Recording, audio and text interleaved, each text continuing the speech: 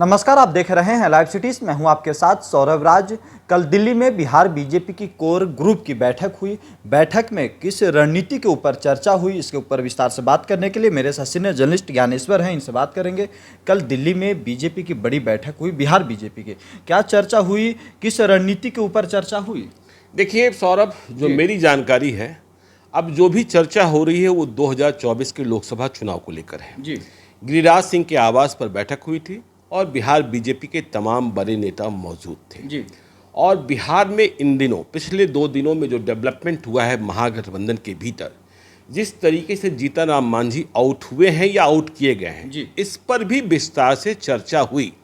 लेकिन आपको भीतर की बात कहें कि बीजेपी के नेता भी मंद मंद मुस्कुरा रहे थे, बीजेपी वाले। जी, और महागठबंधन की रणनीति से खुश ही दिख रहे थे। उन्हें लग रहा था जी, कि महागठबंधन ने जीतन राम मांझी के बारे में फैसला लेकर उन्हें, मतलब एनडीए को, बीजेपी को एक मौका दे दिया है। देखिए, ललन सिंह ने कहा था छोटी छोटी दुकानें बंद होनी चाहिए। जी, तो बीजेपी वाले समझ रहे हैं कि अब तो जो भी बिहार में हैं, जिन्हें महागठबंधन से दूर रहना है, उन्हें थक हार कर बीजेपी के पास ही आना होगा, बीजेपी की शर्तों पर। और जो कल चर्चा हुई जी, 2024 को लेकर, उसमें प्लान पी जो लोकसभा चुनाव का है, जी, और प्लान सी। प्लान पी और प्लान सी क्या, इसके बारे में हम विस्तार से बताएंगे। जीतन राम मांझी तात्कालिक मुद्दे रहे। देखिए, बीजेपी के भीतर भी जो बिहार के नेता हैं, जी, अब केंद्रीय नेतृत्व कुछ और फैसला कर ली है, दूसरी बात है कि बिहार के नेता मानते हैं कि एक सीट से अधिक का वजूद जीतन राम मांझी का नहीं है। बिहार बीजेपी के नेता बिहार मानते बीजेपी हैं। के नेता भी मानते हैं, जी, जैसी राय महागठबंधन के भीतर थी। जी, अब देखिए, जीतन राम मांझी के लोग कह रहे हैं कि जीतन राम मांझी को राज्यपाल भी बनाया जा सकता है यदि वे बीजेपी के साथ चले जाते हैं। देखिए, समझने वाले लोग क्यों नहीं समझते हैं? सीटों की संख्या क्या होगी? जी, क्या बीजेपी वाले भी विलय के लिए कहेंगे? राज्यपाल के पद का सौदा होगा, या आगे आने वाले दिनों की बात है। लेकिन लोकसभा चुनाव 2024 के पहले जी, जीतन राम मांझी को यदि राज्यपाल बना दिया जाता है, तो जीतन राम मांझी 2024 के चुनाव में प्रचार करने की स्थिति में तो होंगे नहीं। जी, फिर किस बात का फायदा एनडीए को प्राप्त होगा? और उनके बेटे जी, संतोष सुमन, जिन्हें संतोष मांझी भी कहते हैं, उनकी हैसियत और पहचान इतनी बड़ी नहीं है कि वे पूरे बिहार का भ्रमण कर एनडीए को वोट दिला सकें। ठीक है ना, उनकी पहचान नहीं है। वैसे भी आप देख रहे हैं कि जीतन राम मांझी का जो राजनीतिक कद है इधर के दिनों में, वह इधर उधर को जोड़ कर बना है।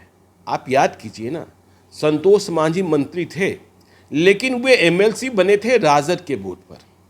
बिहार विधानसभा चुनाव 2020 में जो 7 सीटें दी गई थी, जिनमें 4 पर जीत हासिल हुई, वह जेडीयू के खाते से सीटें दी गई थी तब एनडीए के चुनाव में। जी, और मंत्री भी बनाए गए जेडीयू के खाते से ही। इसलिए जब संतोष सुमन का इस्तीफा हुआ तो जेडीयू के खाते से ही रत्नेश सदा को मंत्री बनाया जा रहा है।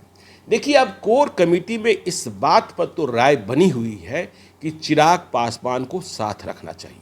ठीक है, चिराग पासवान को साथ रखना चाहिए, जी, मतलब एलजेपी को। ठीक है ना, तो चिराग पासवान को साथ रखना। लेकिन कोर कमेटी के सदस्यों की राय यह भी थी कि जो दूसरी लोजपा है, रालोजपा, जो अभी एनडीए का हिस्सा है, पशुपति पारस केंद्र में मंत्री हैं, पशुपति पारस की रालोजपा का कोई जनाधार नहीं है, सिर्फ सांसद हैं। वहाँ यदि कोई महत्वपूर्ण व्यक्ति है तो वे सूरजभान सिंह हैं, और उनके भाई चंदन सिंह नवादा से सांसद हैं। ठीक है ना। वैशाली खुद बीजेपी लड़ने की तैयारी कर रही है। तो पशुपति पारस के बारे में फैसला करना होगा नरेंद्र मोदी और अमित शाह को कि वे कृपा पात्र मानकर उनका सामंजन करते हैं कि नहीं करते हैं। लेकिन चिराग पासवान की जरूरत महसूस की गई है। तो पशुपति पारस के लिए कोर कमेटी में पॉजिटिव साइन नहीं दिखा। बिहार बीजेपी के नेताओं का मानना है कि वे रहें न रहें, चिराग पासवान हाजीपुर लड़ना चाहते हैं तो उन्हें हाजीपुर ही लड़ाया जाए। ये देखिए महत्वपूर्ण घटनाक्रम है। अब देखिए, जिस प्लान पी और प्लान सी की हम बात कर रहे थे, प्लान पी क्या है? प्लान पी है कि देखिए 2024 के लिए हमें पक्का और परफेक्ट प्लान तैयार करना है बीजेपी का। हाँ जी। और बीजेपी चाहती है कि 2014 का दृश्य जब नीतीश कुमार भी अलग चुनाव लड़ रहे थे, वो दृश्य ही फिर से रिक्रिएट हो, ठीक है ना। और दूसरा प्लान सी, ठीक है ना। प्लान सी मतलब जो सहयोगी दल बनाए जा रहे हैं बीजेपी के, एनडीए के, उन्हें सिर्फ सीटें न दी जाए, सीटों की बातचीत करने के पहले उनसे उम्मीदवार पूछे जाए कि आपके उम्मीदवार कौन है, आपके पहलवान कौन है।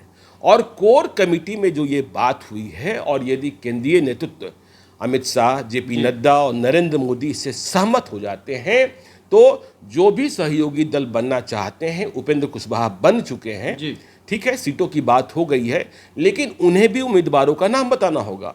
चिराग पासवान को भी उम्मीदवारों का नाम बताना होगा, और मुकेश सहनी जिन्होंने बहुत ही कठिन शर्त रख रखी है कि एनडीए में चिराग से कम नहीं और महागठबंधन में कांग्रेस से कम नहीं, तो उन्हें भी देखिए उतनी सीटें मिलेगी नहीं मिलेगी यह भविष्य के गर्भ में। अब देखिए 2024 में 2014 के सीन को रिक्रिएट करने की बात क्यों कही जा रही है।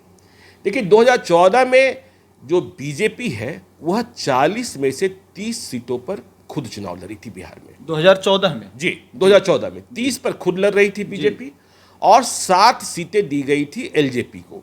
तब एलजेपी बिल्कुल संपूर्ण रूप में था, रामविलास पासवान को, और 3 दिया गया था रालोसपा को, ठीक है। तो 30, 37 और 3 40, और इनमें से 31 पर जीत हासिल हुई थी।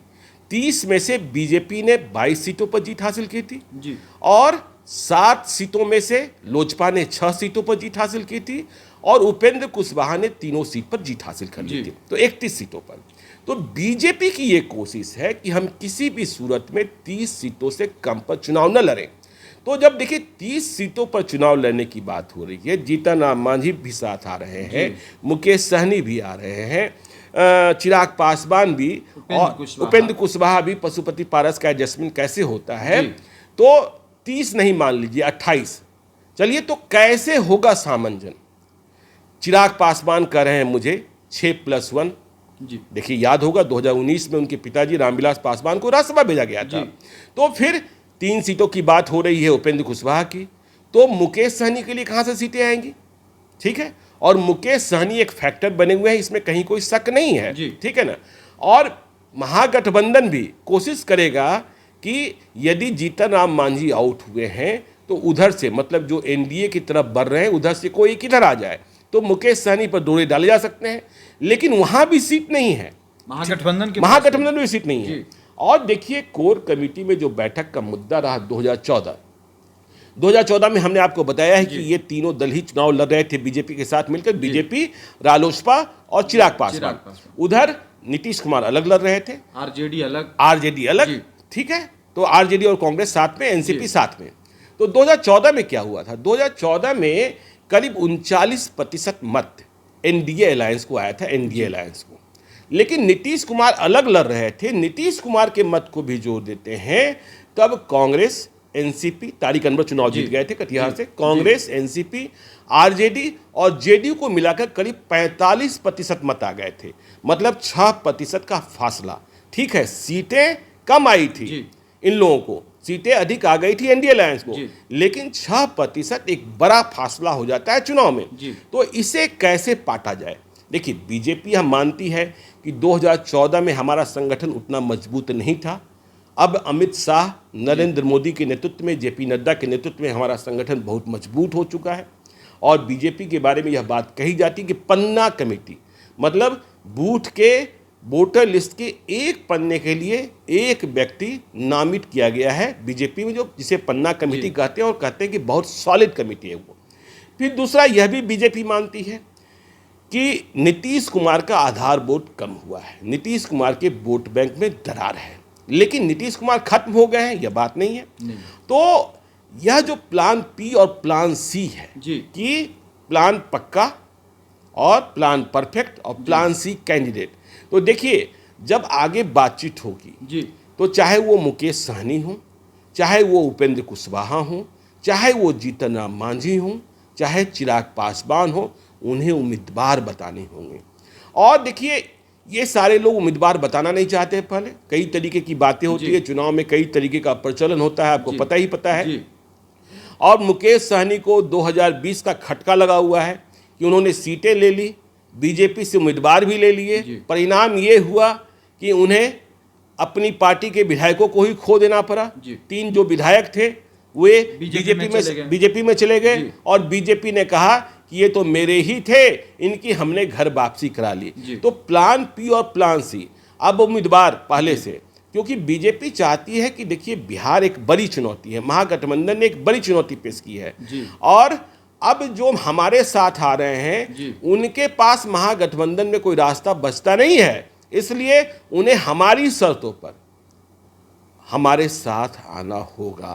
तो अब देखना होगा आगे चिराग पासवान, आगे मुकेश सहनी, जीतन राम मांझी, उपेंद्र कुशवाहा, जीतन राम मांझी बड़ी उम्मीद के साथ गए हैं क्योंकि यहाँ 5 सीटों की बात कर रहे थे, 4 सीटों की बात कर रहे थे महागठबंधन में, लेकिन वहां दूसरी सीट लेकर दिखाएं तो, और दूसरी सीट कहीं से मिल भी जाती है तो उम्मीदवार किसका होता है यह देखने की बात होगी। तो ये महत्वपूर्ण है। चलिए, तो अब देखना ये होगा कि जिस प्लान के ऊपर बीजेपी बात छेड़ी है उस पर कितना कारगर साबित होती है। अगर अभी तक लाइव सिटीज़ को यूट्यूब पे सब्सक्राइब नहीं किए तो सब्सक्राइब कर लीजिएगा, फेसबुक पे भी लाइक कीजिएगा और ट्विटर पे भी हमें फॉलो कीजिएगा। धन्यवाद।